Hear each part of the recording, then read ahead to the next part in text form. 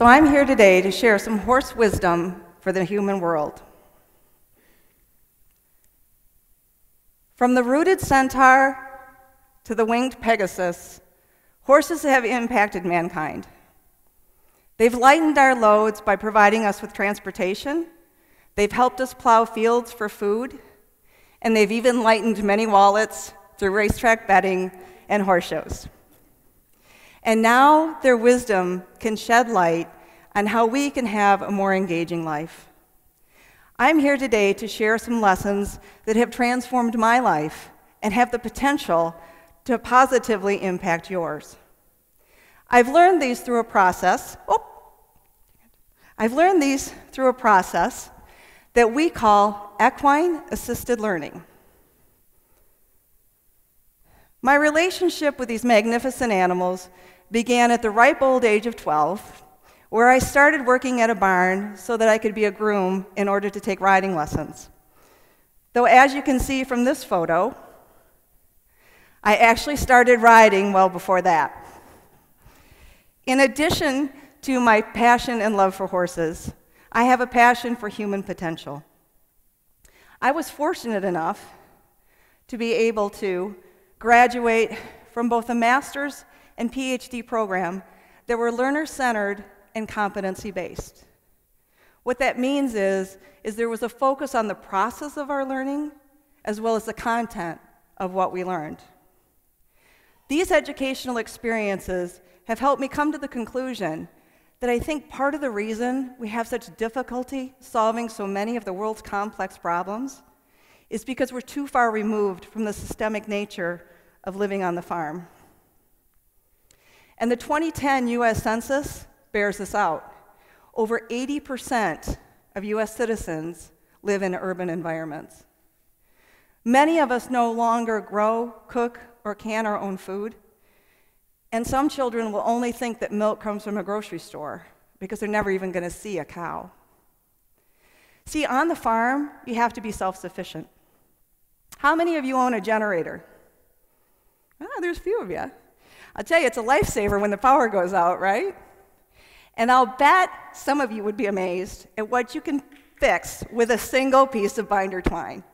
I know my horse girls know. In addition to being self-sufficient on the farm, you're also closer to nature. So in the 15 years that I've lived on this property, I have been visited by skunks, deer, turkeys, several generations of barn swallows, raccoons, and not just a single raccoon. I had actual families move into the walls of my barn, and even an occasional coyote. So while I realize it's unrealistic to go back to that rural way of life, it begs the question, what can we do? Well, I'm here to say that we should start paying attention to some of the research and studies that gives us insights to what we can do to make a difference in the world. And one is that children are spending as little as 30 minutes a day outdoors, and an average of 7 hours with electronic media. Now, I'm not here to say that electronic media is inherently bad. Please don't get me wrong. But we do know from other research that children that play outside are more physically active and they're more socially developed. And that uninterrupted play leads to them being able to negotiate and problem solve better. It makes me wonder if this lack of connection with nature isn't one of the consequences that's led to a Gallup study that says 70% of adults are not feeling engaged in the workplace. You know, it doesn't matter where you are in an organizational chart. What matters is, are you choosing to be conscious and engaged in the life that you are living? So the question then is, why horse? Horses and humans live in similar social structures that are based on trust, respect, integrity, and interdependencies. We know through research that both of us prefer positive as opposed to negative reinforcement as a way to learn. and our actual survival is dependent upon the cohesiveness and effectiveness of our social systems. The language of Equus is global. They don't care what your nationality is. They don't care about your cultural norms. They don't even care what language you speak. They care how you show up in relationship with them. One of the foundational principles of all equine-assisted work, both learning and mental health, is the predator-prey relationship.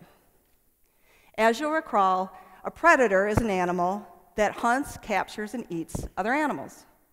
And a prey is an animal that is either hunted or a victim. So when I say predator-prey, you most likely think of this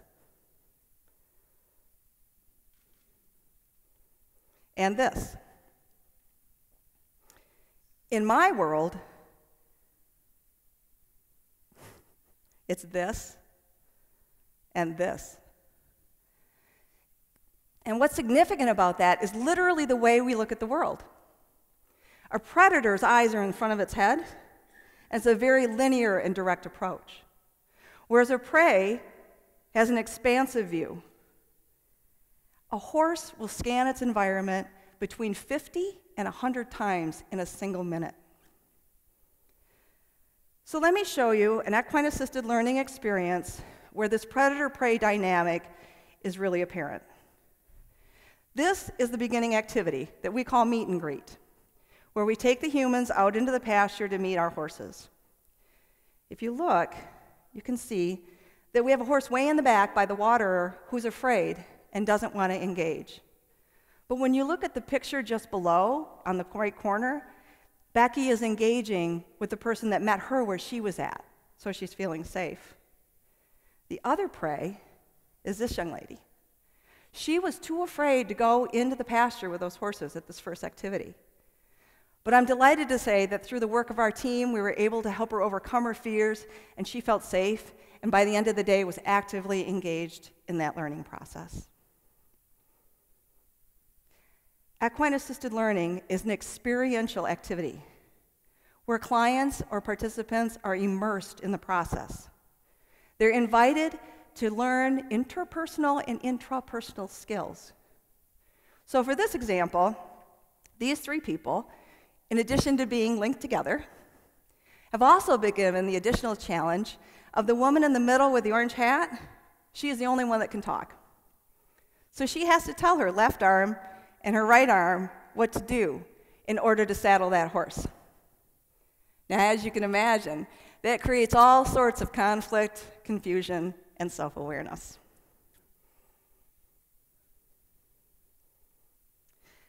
Working with horses gives us an opportunity to play with things like pressure. And they remind us that as little as needed and as much as necessary is what's the rule. Even though we've known this scientifically since 1908, when Yerkes and Dodson created the inverted U, which tells us peak performance happens at the optimum amount of pressure. It's not the lack of pressure, it's that optimum amount.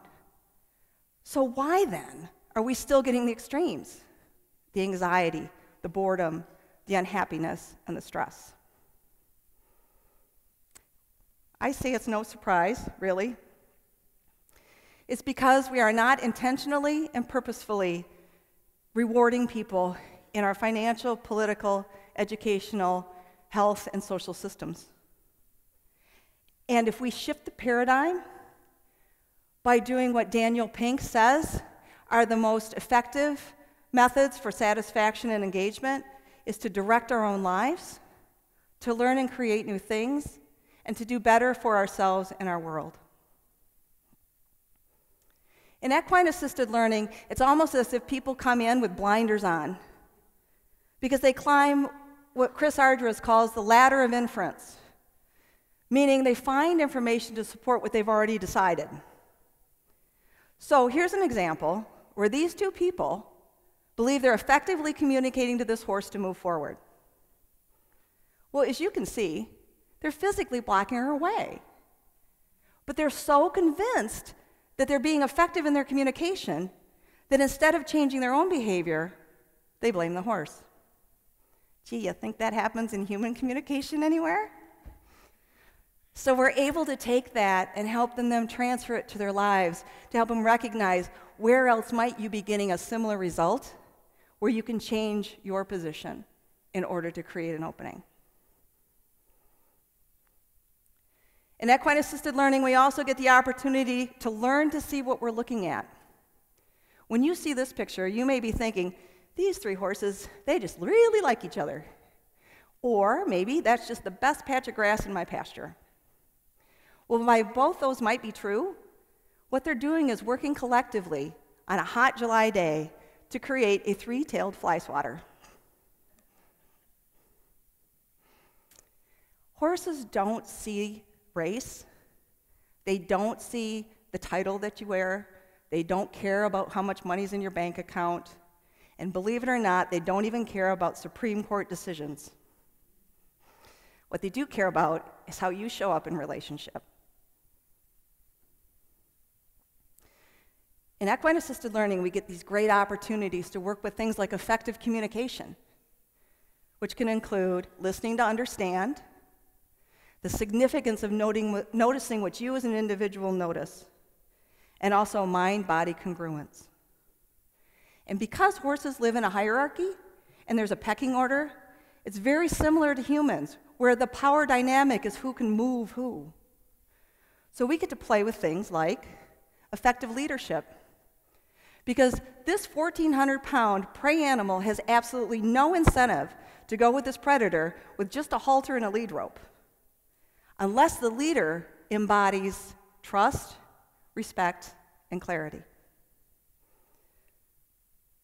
Horses allow us to enhance our emotional intelligence because they give us genuine and authentic feedback, which then we can take into our lives to create more loving and healthier relationships.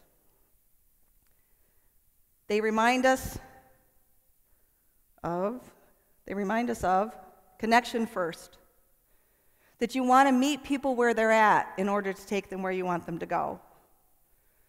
The importance of try, to allow people to practice without the fear of failure,